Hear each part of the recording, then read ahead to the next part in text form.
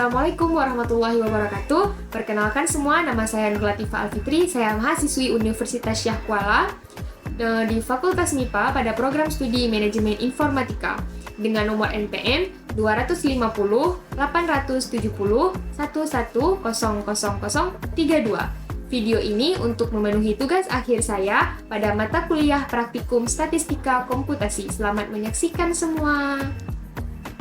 Oke, kita akan mulai dengan kita di sini memiliki 7 materi. Saya akan menjelaskan materi pertama kita. Materi pertama adalah pengantar statistika. Nah, statistika itu dibagi dua, pengantar statistika. Di sini terdapat perbedaan antara statistik dan statistika. Statistik adalah angka hasil pengolahan data untuk menggambarkan keadaan atau menarik kesimpulan.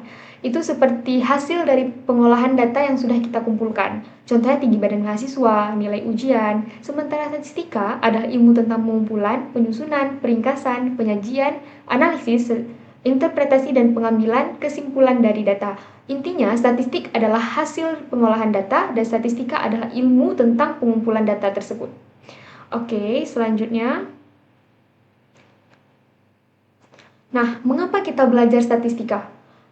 Pertama, untuk analisis data dan pengambilan keputusan, membantu menentukan strategi bisnis dan kebijakan publik atau penelitian ilmiah. Kedua, pengembangan dan validasi sistem. Penting untuk pengujian kualitas sistem. Yang ketiga, basis bidang lanjutan, fondasi untuk machine learning dan bidang terkait. Yang keempat, memahami variasi dan ketidakpastian, membantu mengukur dan memprediksi fenomena yang tidak pasti. Jadi, statistik ini sangat penting dalam kehidupan kita.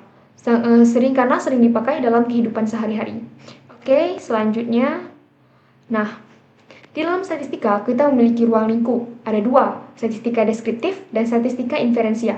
Kalian bisa lihat di sini. Statistika deskriptif menganalisis dan mendeskripsikan suatu grup tanpa menarik kesimpulan angka populasi. Contoh, rata-rata tinggi badan mahasiswa kelas A 165 cm. Dan sementara, statistika inferensia membuat kesimpulan tentang populasi menggunakan sampel. Contoh, memperkirakan rata-rata tinggi badan seluruh mahasiswa di USK berdasarkan sampel. Nah, di sini, statistika deskriptif kita menarik kesimpulan. Kita tidak menarik kesimpulan dari ke populasi. Sementara inferensia, kita membuat kesimpulan tentang populasi dari sampel. Seperti itu singkatnya. Selanjutnya, nah, dalam statistik kita memiliki istilah-istilah dasar yang harus kita ketahui agar kita memahami statistika. Pertama, ada populasi. Koleksi lengkap semua elemen yang diselidiki. Contoh, semua mahasiswa di Universitas X, misal seluruh rakyat di negara Indonesia. Yang kedua, sensus. Mengumpulkan data dari semua anggota populasi. Contohnya ya, sensus penduduk setiap tahun akhiran 0. Nah, sensus penduduk dilakukan setiap pada tahun akhiran 0 seperti 2010, 2020, dan seterusnya. Yang ketiga, kita memiliki sampel. Sebagian koleksi yang dipilih dari populasi. Contoh, mengambil 50 botol acak dari 5.000 botol air mineral. Intinya, dari ada 1.000 populasi, kita hanya mengambil 10 sampel. Itu simpelnya. Oke, selanjutnya ada parameter, ukuran numerik yang menggambarkan kayak mana nih? Oke, selanjutnya ada parameter, ukuran numerik yang menggambarkan karakter populasi. Contoh, rata-rata dan simpangan baku. Selanjutnya, nah, ada jenis data dan skala pengukuran. Pada jenis data, kita memiliki dua jenis data, yaitu data kualitatif dan data kuantitatif. Data kualitatif adalah data yang dipisahkan dalam kategori atau kelompok. Nah, data kualitatif ini yang sudah dikategorikan, sudah dikelompok-kelompokkan. Contohnya jenis kelamin atau warna. Data kuantitatif adalah data hasil perhitungan dan pengukuran. Contohnya tinggi badan dan berat badan. Di dalam data kuantitatif itu sendiri ada diskrit dan kontinu. Nah, diskrit adalah terbilang, bilangan bulat. Dia adalah bilangan yang terbilang. Contoh, jumlah mahasiswa. Sementara kontinu tak terbilang. Dia rentang atau interval. Contohnya, suhu di suatu daerah. Nah, di skala pengukuran, kita memiliki 4 jenis skala pengukuran. Pertama ada nominal, kategori tanpa urutan. Contoh, agama. Ada ordinal, dapat diurutkan, selisih tidak bermakna. Contohnya, tingkat pendidikan. SMP, SD, SMP, SMA, nah seperti itu. Ya, ada interval, selisih bermakna tanpa nol alami, contohnya temperatur. Ada rasio, dapat dibandingkan dan dirasiokan. Punya nol alami, contohnya harga barang dan usia.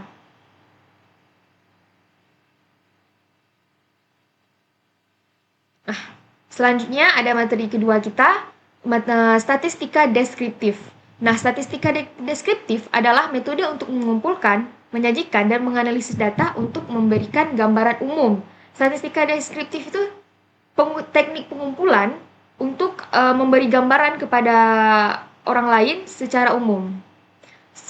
Nah, di dalam statistika deskriptif kita memiliki ukuran pemusatan, mean, median, dan modus. Itu ukuran pemusatan. Mean atau paling sering disebut rata-rata adalah jumlah sebuah nilai. Nilai dibagi banyaknya data. Contoh ada data 2, 4, 6, 8, 10, maka rata-ratanya 6. Dan ini ada rumusnya. Nah, median paling orang kenali adalah nilai tengah. Nilai tengah setelah data diurutkan dari kecil ke besar. Contohnya ada data 2, 4, 6, 8, 10. Mediannya adalah 6. Nah, modus atau modus adalah nilai yang paling muncul pada sebuah data. Contohnya data 2, 3, 3, 4, 5, 5, 5, dan 6.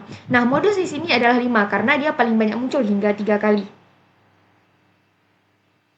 Nah, di dalam statistika deskriptif kita juga bukan hanya ada ukuran pemusatan, tapi juga ada ukuran penyebaran.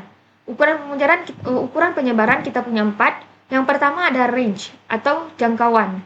Nilai maksimum dikurang nilai minimum. Contohnya, ada data 2, 4, 6, 8, 10. Maka range-nya 8. Ini nilai maksimum 10 dan nilai minimumnya 2. 10 dikurang 2, 8. Nah, yang kedua ada ragam atau varians. Mengukur seberapa jauh setiap angka dalam kumpulan data dari rata-rata. Ini ada rumusnya. Nah, selanjutnya ada simpangan baku atau paling sering dikenal standar deviasi. Akar kuadrat dari varians menunjukkan sebaran data dari rata-rata. Rumusnya tidak jauh berbeda karena simpangan baku ini adalah akar kuadrat dari varians. Nah, yang terakhir ada interquartile range atau singkatnya IQR. Mengukur sebaran data di tengah. Nah, sebenarnya ada Q3, Q2 itu sama dengan median atau nilai tengah. Selanjutnya, kita masuk ke materi selanjutnya. Materi 3, peluang. Peluang adalah pengukuran numerik kemungkinan suatu kejadian terjadi. Nah, di dalam peluang kita memiliki peluang dasar dan peluang bersyarat. Peluang dasar, jumlah kejadian A dibagi jumlah semua hasil yang mungkin. Contohnya dadu. Muncul bilangan genap, kemungkinan muncul bilangan genap nih. Nah, jadi kita lihat dulu, di dadu itu kan ada 6 bilangan. Jadi kita cari yang genap, ada 2, 4, dan 6. Dari 6 kemungkinan. Jadi peluangnya 3/6 sama dengan 0,5. Nah, yang selanjutnya ada peluang bersyarat. Peluang bersyarat adalah peluang kejadian A terjadi dengan syarat kejadian B sudah terjadi. Ini rumusnya. Contoh, memilih 2 perempuan dari 12 perempuan dan 8 laki-laki. Nah, sama dengan hasilnya perempuan kedua, perempuan pertama sama dengan 11/9. Selanjutnya, nah, di dalam peluang kita memiliki permutasi dan kombinasi. Permutasi adalah cara menyusun objek di mana urutan itu penting. Sementara kombinasi cara memilih objek tanpa memperhatikan urutan. Jadi di permutasi kita mementingkan urutan, sementara di kombinasi tanpa memperhatikan urutan. Ini rumusnya. Contoh dari permutasi, banyak cara mengambil 2 huruf dari 4 huruf A, B, C, D adalah 12. Ini cara carinya. Kombinasi, ini rumusnya. Contoh dari kombinasi, memilih 4 siswa dari 35 untuk perwakilan kelas. Hasilnya 52.360 cara. Ini cara mencarinya hingga mendapatkan hasil tersebut. Selanjutnya. Nah, di sini kita memiliki pebah acak diskrit. Pebah acak diskrit adalah pebah acak yang nilainya dapat dihitung dan terhingga. Nah, jadi pebah acak tuh nilainya dapat dihitung dan terhingga, atau kalau nggak terhingga tapi dapat dihitung. Kalau nggak terhingga dapat dihitung atau countable.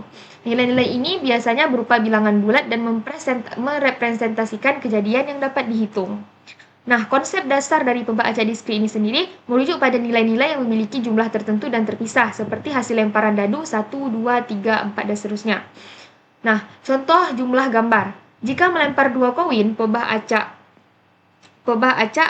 untuk jumlah gambar bisa 0,1 atau 2, 0, 1, atau 2. Nilai-nilai ini terpisah dan dapat dihitung. Nah, contoh produk cacat. Jumlah produk cacat dalam sebuah sampel barang adalah contoh pebah acak diskrit. Misalnya 0, 1, 2, dan seterusnya pada produk acak. Selanjutnya, di sini kita memiliki distribusi Poisson. Distribusi Poisson adalah distribusi probabilitas diskrit yang menggambarkan jumlah peristiwa langka yang terjadi dalam interval waktu atau ruang tetap dengan tingkat rata-rata kejadian yang diketahui dan independen satu sama lain.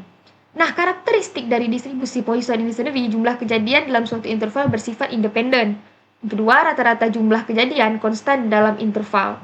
Probabilitas kejadian sangat kecil, sedangkan jumlah percobaan sangat besar. Ini ada 3 karakteristik sehingga kita tahu kalau itu distribusi Poisson.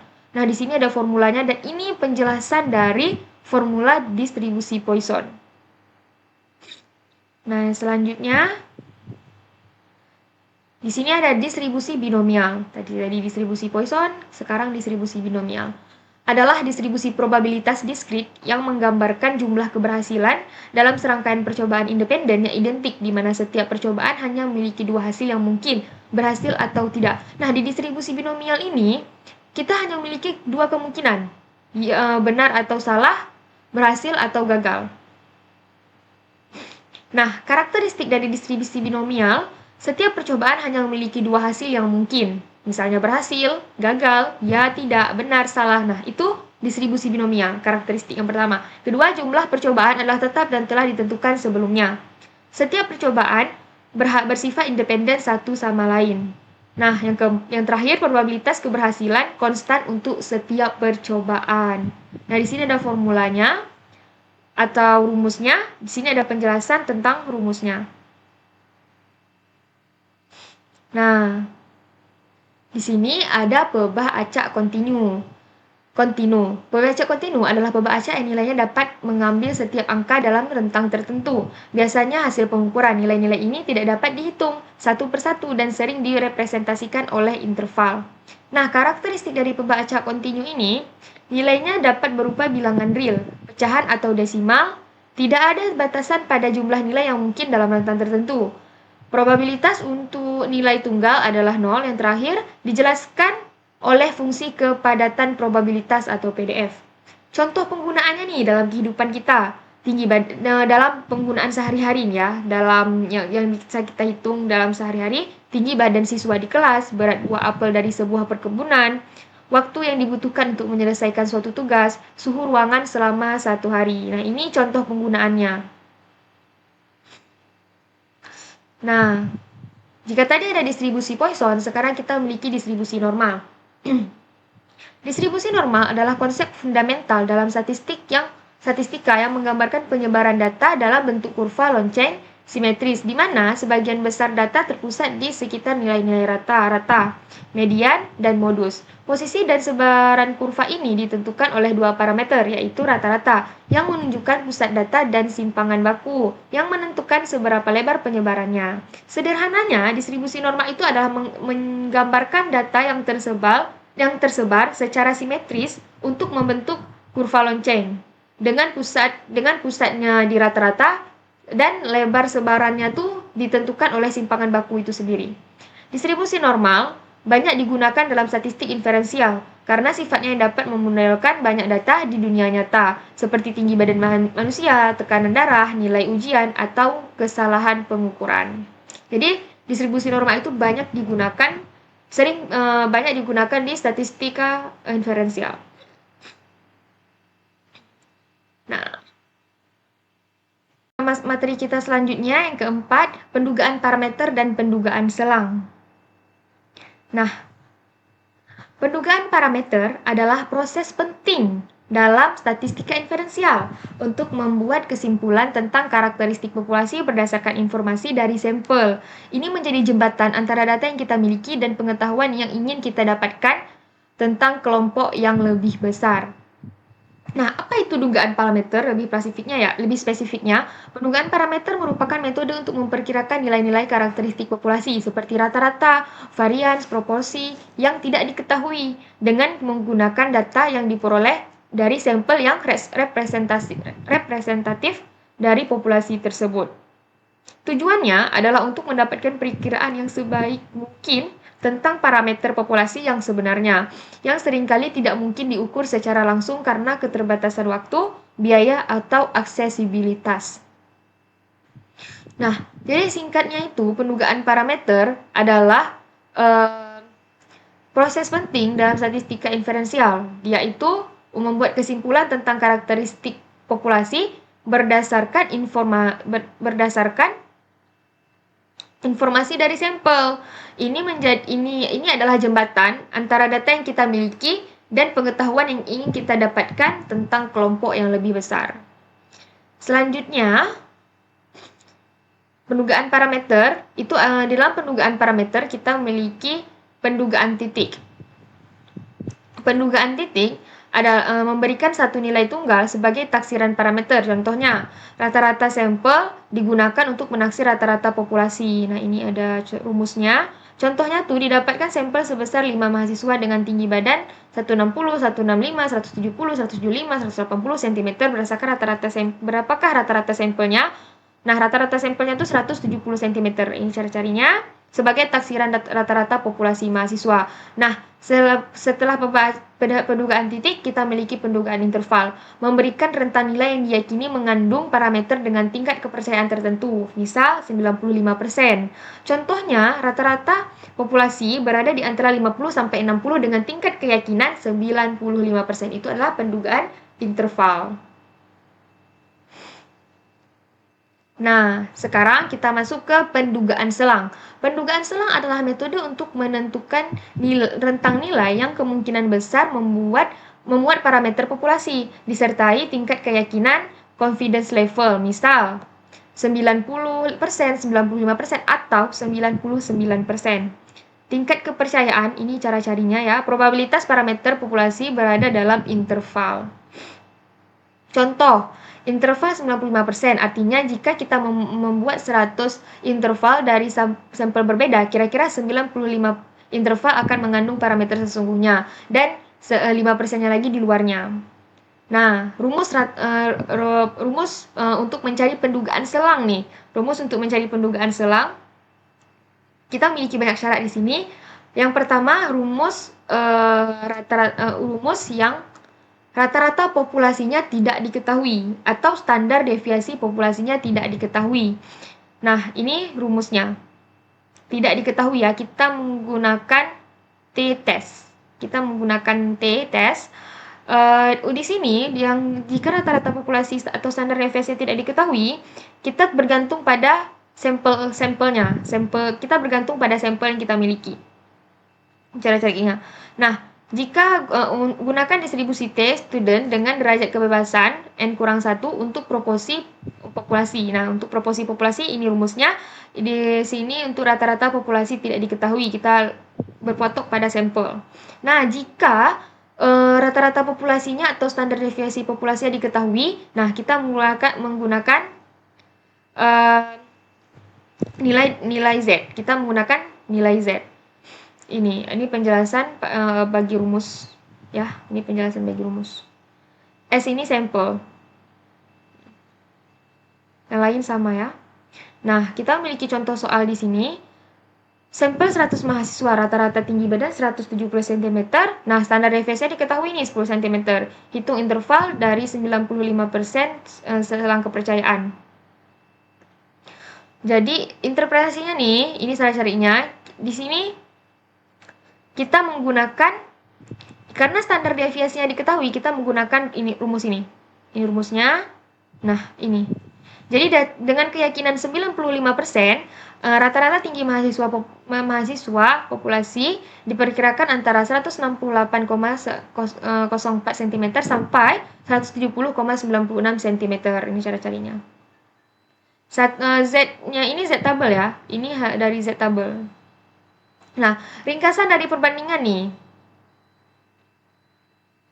Di sini ada ringkasan perbandingannya dari penjelasan yang sudah saya jelaskan tadi ya. Oke, jika ingin melihat ringkasan perbandingan agar mudah dipahami, bisa dilihat di sini. Oke. Oke, kita masuk ke materi selanjutnya, materi kelima kita, uji hipotesis. Uji hipotesis adalah metode statistik yang digunakan untuk mengambil keputusan atau membuat inferensi tentang suatu populasi berdasarkan data yang diperoleh dari sampel. Ini adalah alat fundamental dalam penelitian ilmiah dan pengambilan keputusan berbasis data yang memungkinkan kita untuk menguji klaim atau asumsi tentang parameter populasi. Proses uji hipotesis ini melibatkan beberapa hal. Yang pertama itu perumusan hipotesis, dan pengumpulan data, analisis statistik, dan pengambilan keputusan berdasarkan bukti yang ada. Nah, uji hipotesis itu adalah metode statistik untuk mengambil kesimpulan tentang suatu populasi berdasarkan data yang kita peroleh dari sampel yang kita miliki. Itu singkatnya. Selanjutnya ada jenis-jenis hipotesis nih. Jenis-jenis hipotesis ada 2, hipotesis 0 atau H0.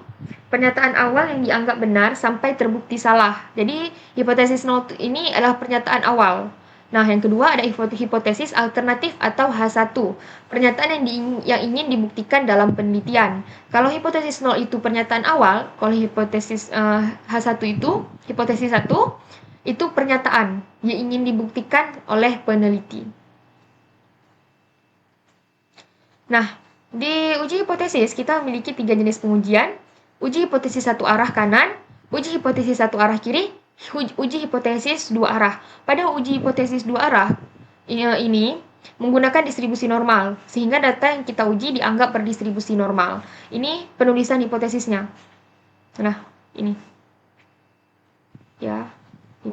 Ini nilainya 0 semua, tapi kalau udah masuk soal nanti bisa berubah-ubah ya nilainya. Oke. Nah, di sini kita memiliki uji rata-rata. Apa itu uji rata-rata? Uji rata-rata adalah prosedur statistik yang digunakan untuk mengevaluasi apakah rata-rata suatu sampel signifikan berbeda dari rata-rata populasi yang diketahui, atau untuk membandingkan rata-rata dari 2 atau lebih kelompok sampel.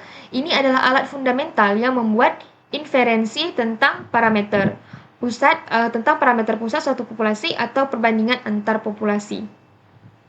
Nah, uji rata-rata itu adalah prosedur yang ada dalam statistik yang digunakan untuk mengevaluasi. Di sini kita untuk uji rata-rata ini untuk mengevaluasi rata-rata suatu sampel yang signifikan berbeda dari rata-rata populasi yang diketahui, atau membandingkan rata-rata dari 2 kelompok atau lebih ya, itu singkatnya. Nah, kita memiliki 2 uji rata-rata di sini, 2 cara, yaitu ada Z-test dan T-test.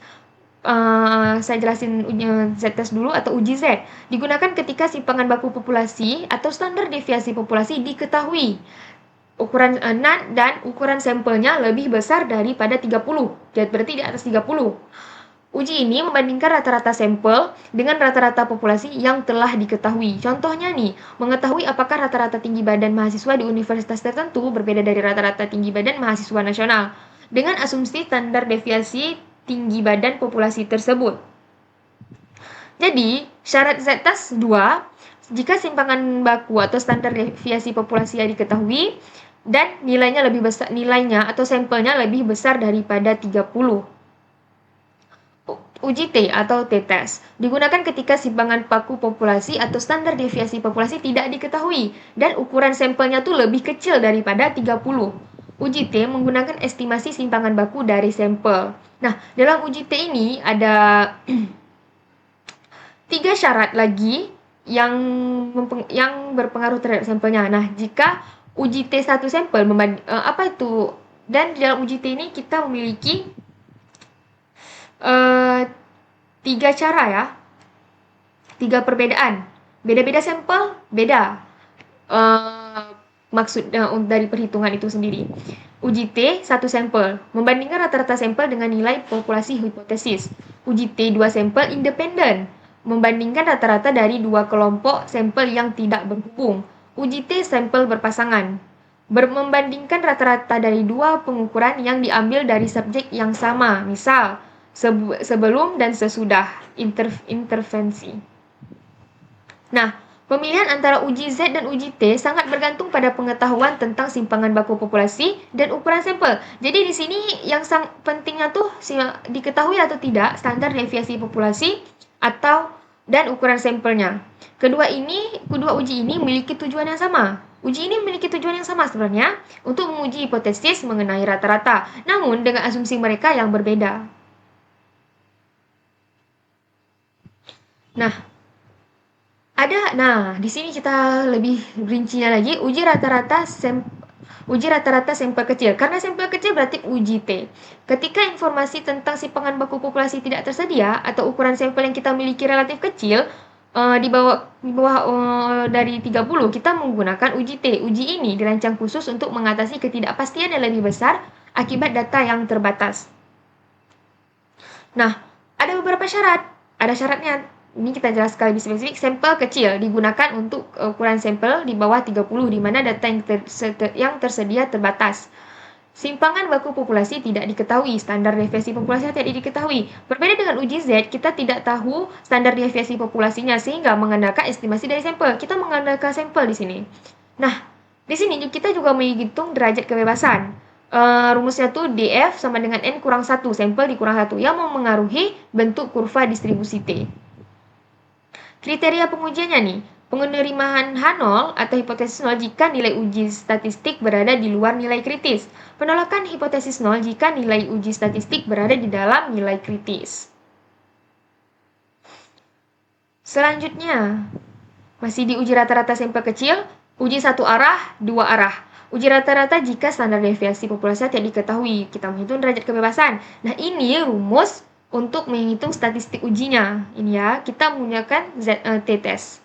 Ini daerah penolakannya, uji satu arah kanan, uji satu arah kiri. Ini dia. Oke, selanjutnya. Nah, di sini baru kita memasuki uji rata-rata sampel besar atau Z-test, kan menggunakan Z-test. Di sini kita memiliki uji satu arah, uji dua arah, sama seperti t-test tadi, ada satu arah, dua arah juga, begini penulisan hipotesisnya. Nah, uji rata-rata jika standar deviasi populasi diketahui. Ini rumus statistik ujinya, dan nilainya harus lebih besar daripada 30 ya. Ini daerah penolakannya untuk uji kanan, uji kiri, uji dua arah. Kalau uji kanan ini tol H0 jika Z hitungnya lebih besar dari Z alternatifnya atau Z tabel. Uji kirinya tolak H0 jika Z hitungnya lebih kecil dari Z alternatif, tapi Z alternatifnya min. Uji rata-rata dua arah tolak H0 jika Z hitungnya lebih kecil dari Z tabel atau lebih besar dari Z tabel. Harus sama ya. Oke, selanjutnya. Nah, kita memiliki grafik nih. Bukan hanya menghitung biasa, tapi kita bisa juga membuat grafiknya. Ini grafik tiap-tiap uji. Uji arah kiri, uji arah kanan, uji dua arah. Begini penulisannya. Seperti ini ya. Nah, di sini kita harus merumuskan hipotesis. Jadi dia memiliki beberapa langkah. Langkah pertama menentukan hipotesis H0 dan H1. Menentukan taraf nyata, menentukan daerah kritis atau daerah penolakan, menentukan statistik uji, menentukan keputusan, menentukan kesimpulan yang terakhir. Berdasarkan yang sudah kita cari ya. Jadi kita memiliki 6 langkah. Nah, di sini ada sedikit contoh. Sebuah pabrik mengklaim bahwa rata-rata umur baterai produknya adalah 500 jam. Nah, ini klaim perusahaan berarti 500 jam hipotesis 0. Seorang peneliti mencurigai bahwa rata-rata sebenarnya berbeda dari 500 jam. Jadi, H alternatifnya tidak sama dengan H0-nya. Diambil sampel acak 100 baterai. Jadi, sampelnya itu ada 100. Didapatkan rata-rata sampel jam. Diketahui simpangan baku populasi jam. Diketahui ya, standar deviasi pula 30. Gunakan teknik signifikansi 0,05. Uji klaim peneliti dua arah. Di sini kita uji dua arah. Sini yang diketahuinya. Nah, kita masuki langkah pertama, ini bentuan hipotesis seperti yang aku jelasin tadi. Nih, H0-nya 500, H alternatifnya atau H1-nya tidak sama dari 500. Tingkat signifikansinya 0,05. Untuk uji dua arah, pembagian areanya ini alfa dibagi 2 sama dengan 0,025. Nah, kita menentukan statistik ujinya, kita pakai uji Z karena sampelnya besar ya, 100, dan standar deviasi populasinya diketahui. Jadi kita ini rumusnya dan ini cara carinya. Pembagian diri di sini sehingga di sini kan hasilnya min 8,3 sama dengan 2,666. Sehingga Z-nya tuh min 2,666. Oke, langkah selanjutnya baru 3 langkah tadi, ini langkah keempat, daerah penolakan. Untuk 0,052 arah, alfa 0,052 arah, ini cara mencari Z tabelnya. Jadi Z1 dikurang hasil tadi ini kita sudah cari tadi ya.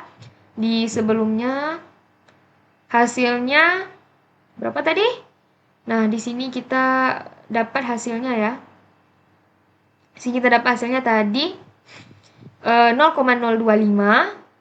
Nah, 0,025 dikurang sama 1 nih. 1 kurang 0,025 sama dengan 0,975. Jadi di Z tabelnya 1,96.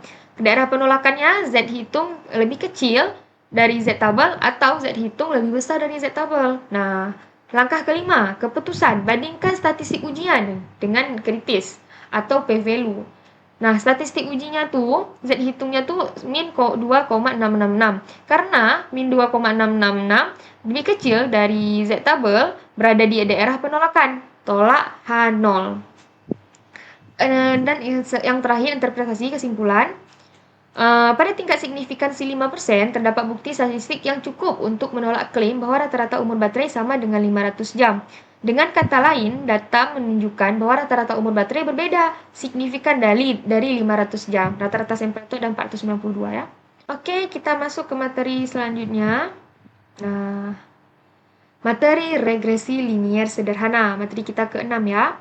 Regresi linier sederhana adalah metode statistik yang digunakan untuk memodelkan hubungan linier antara dua variabel. Satu variabel dependen yang terikat, yang ingin kita prediksi, dan satu variabel independen, bebas, yang digunakan untuk melakukan prediksi. Jadi di sini kita metode statistik untuk memodelkan hubungan linier antara dua variabel. Kita punya dua variabel, dependen, terikat, dan independen, bebas.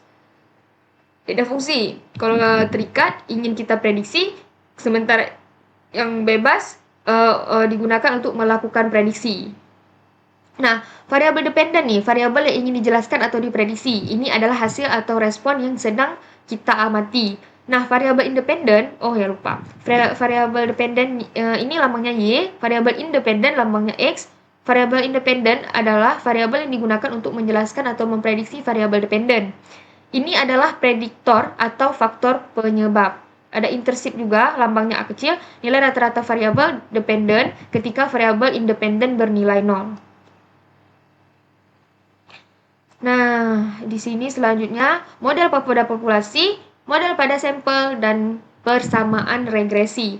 Model pada populasi ini rumusnya, model pada sampel ini rumusnya. Keterangan pada rumus, ini bacanya beta 0 ya. Beta 0, beta 1, seperti itu. Ini parameter regresinya, Y itu perubahan tak bebas, dependen, X itu perubahan bebas, independen, beta 0 dan beta 1, E sama dengan adalah sisaan atau residual. E kecil ini galat atau error.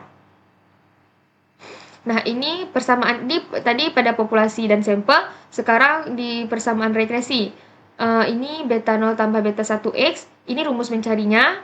Interpretasi beta 0 dan beta 1, nilai dengan dugaan rata-rata Y ketika X bernilai 0. Beta 1 nilai dugaan perubahan rata-rata Y, dugaan rata-rata Y, dugaan jika berubah setiap satu satuan. Ini ada contoh soalnya.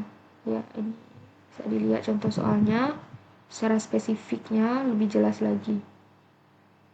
Lebih jelas lagi nih ya, contoh soal agar kadar mudah teman-teman pahami. Nah, selanjutnya di dalam regresi linear sederhana, kita juga punya pengujian parameter. Ada parameter. Pengujian parameter beta 0 itu hipotesis nolnya itu semua nilai Y dapat dijelaskan oleh X. Pada alternatifnya, ada nilai Y dapat dijelaskan oleh X. Ini penulisannya ya. Pengujian parameter beta 1, hipotesis 0, X tidak berpengaruh terhadap Y, hipotesis satunya X berpengaruh terhadap Y. Nah, kriteria penolakan parameter di sini tolak H0 jika T hitung lebih besar dari T tabel. Nah, di sini ya, jika T hitung lebih besar dari T tabel. Nah, di sini ada rumus cara menghitung parameter. Ini parameter beta 0, ini parameter beta 1. Nah, selanjutnya di regresi linear sederhana kita memiliki koefisien determinasi atau R2 dan analisis korelasi. Apa sih itu koefisien determinasi?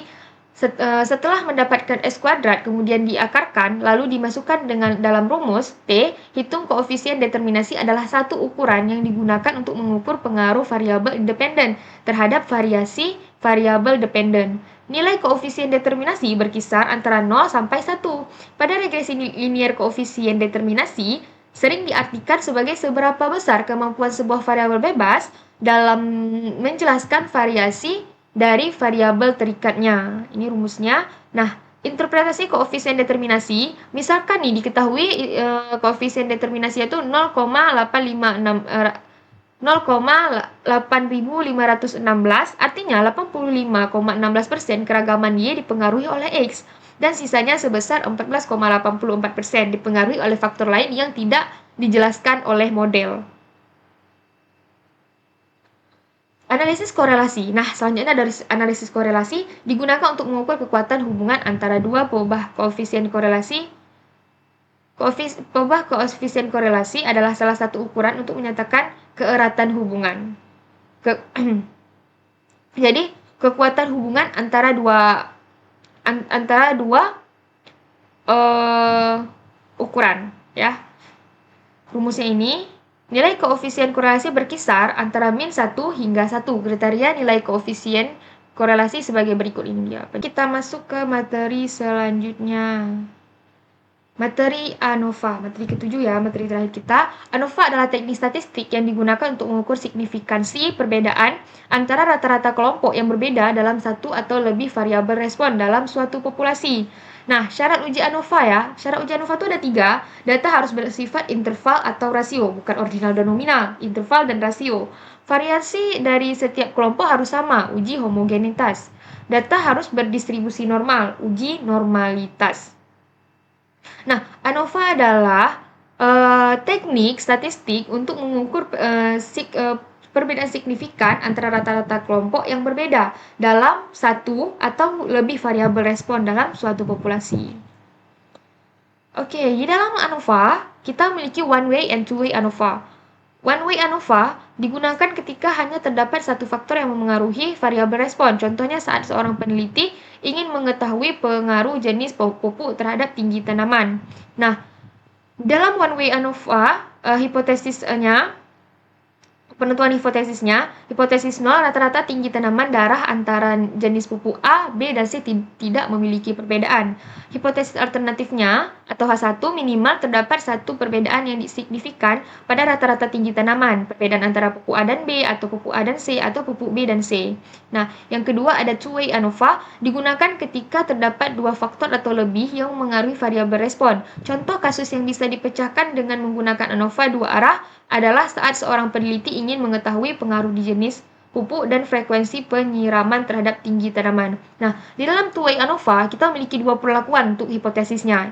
Perlakuan pertama, pada hipotesis 0 rata-rata tinggi tanaman darah antara jenis pupuk A, B, dan C tidak memiliki perbedaan. Hipotesis alternatifnya minimal terdapat satu perbedaan yang signifikan pada rata-rata tinggi tanaman. Perbedaan antara pupuk A dan B atau pupuk A dan C atau pupuk B dan C. Nah, perlakuan keduanya, hipotesis 0 rata-rata tinggi tanaman darah antara frekuensi penyiraman 1 kali dan 3 kali tidak memiliki perbedaan. Hal alternatifnya, terdapat satu perbedaan yang signifikan pada rata-rata tinggi tanaman antara frekuensi penyiraman 1 kali dan 2 kali. Jadi, di two-way ANOVA ini perlakuan hipotesisnya ada 2. Selanjutnya, ini rumus uji ANOVA sudah diringkas ya. Sudah kita ringkas lebih baik lagi sehingga mudah dipahami. Nah, saya akan menjelaskan langkah-langkah pengujian nih. Kita lihat ada berapa langkah. Langkah pertama, perumusan hipotesis. Kita menentukan hipotesis 0 dan H1-nya. Di H0-nya, menyatakan bahwa tidak ada perbedaan signifikan antara rata-rata kelompok yang diuji, sementara hipotesis alternatifnya menyatakan bahwa ada perbedaan yang signifikan antara kelompok-kelompok tersebut. Nah, langkah kedua, penentuan tingkat signifikansi atau alfa yang sesuai untuk uji ANOVA. Nilai alfa yang umum digunakan adalah 0,05, yang berarti kita akan menerima hipotesis 0 jika nilai probabilitas lebih besar dari 0,05. Dan menolak hipotesis 0 jika nilai probabilitas lebih kecil dari atau sama dengan 0,05. Langkah ketiga, pengumpulan data. Kumpulkan data dari masing-masing kelompok yang akan diuji. Pastikan data yang digunakan memenuhi syarat-syarat uji ANOVA, seperti random sampling, normalitas distribusi, dan homogenitas variansi. Nah, jadi sini kita harus mengumpulkan data yang akan kita uji. Jadi pengumpulan data itu harus sesuai dengan syarat-syarat uji ANOVA yang tadi saya jelaskan di slide sebelumnya. Yang keempat, pengujian mean dan variasi, hitung rata-rata mean dan variasi dari masing-masing kelompok data. Yang kelima, menghitung sum of square. Hitung sum of square antar kelompok. Nah, sum of square antar kelompok itu atau SSB, dan sum of square dalam kelompok SSW. Jadi cara bedainnya tuh B dan W. Kalau antar kelompok B, dalam kelompok W. Sum of square antar kelompok mengukur variasi antar kelompok, sementara sum of square dalam kelompok atau W mengukur variasi di dalam kelompok. Jadi antar dan dalam. Ini rumusnya. Ini SSB antar kelompok, SSW di dalam kelompok. Langkah selanjutnya, langkah ke-6, menghitung derajat kebebasan. Nah, di sini hitung derajat kebebasan antar kelompok sama seperti tadi B dan W. Kalau antar kelompok B, dalam kelompok, derajat kebebasan dalam kelompok DFW. Derajat kebebasan adalah jumlah observasi dikurangi 1 dalam kelompok atau jumlah kelompok dikurangi 1, K kurang 1. Itu namanya derajat kebebasan. K kurang 1. Derajat kebebasan tuh jumlah observasi dikurangi 1. Nah, jadi K, jumlah observasi K, dan dikurangi angka 1. Menghitung mean square. Hitung mean square antar kelompok. Nah, sama seperti tadi MSB dan mean square dalam kelompok MSW. Mean square adalah sum of square dibagi dengan derajat kebebasan. Nah, mean square itu adalah sum of square antar dalam dikurang dengan derajat kebebasan yang sudah kita cari di langkah sebelumnya. Nah, selanjutnya ada menghitung F ratio. Hitung F ratio dengan membandingkan MSB dan MSW. F ratio adalah perbandingan variabilitas antar kelompok dan dalam kelompok. Jadi F ratio itu MSB dikurang MSW. Pengambilan keputusan. Bandingkan nilai F ratio dengan nilai kritis dari distribusi F dengan derajat kebebasan DFB dan DFW yang telah ditentukan sebelumnya. Jika nilai F ratio melebihi nilai kritis, tolak hipotesis 0 dan terima hipotesis alternatif. Jika tidak, terima hipotesis 0 dan artinya tidak ada perbedaan signifikan antara rata-rata kelompok yang telah kita uji. Nah, interpretasi hasil. Jadi, jika hipotesis 0 ditolak, artinya terdapat perbedaan signifikan antar kelompok yang diuji. Interpretasi hasil dengan hati-hati dan lakukan analisis lebih lanjut jika diperlukan. Nah, di ANOVA kita memiliki 10 langkah yang lumayan panjang untuk menentukan hasil. Dan di interpretasi hasilnya kita harus melihat lagi lebih lanjut agar hasilnya benar-benar tepat. Oke, ini yang terakhir, slide terakhir. Tabel ANOVA ini sudah dipisahkan ya, saya pisahkan. Tabel ANOVA 1 arah, tabel ANOVA 2 arah. Ini keterangannya, K jumlah populasi, N besar jumlah ukuran sampel dari keseluruhan populasi, DF degrees of freedom atau derajat kebebasan. Ini ya penjelasannya. Ini tabel ANOVA 2 arah. Oke, Terima kasih telah menyaksikan video ini. Semoga bermanfaat untuk semuanya. Saya pamit undur diri. Saya Nur Latifah Alfitri, pamit undur diri. Terima kasih sudah menyaksikan video saya.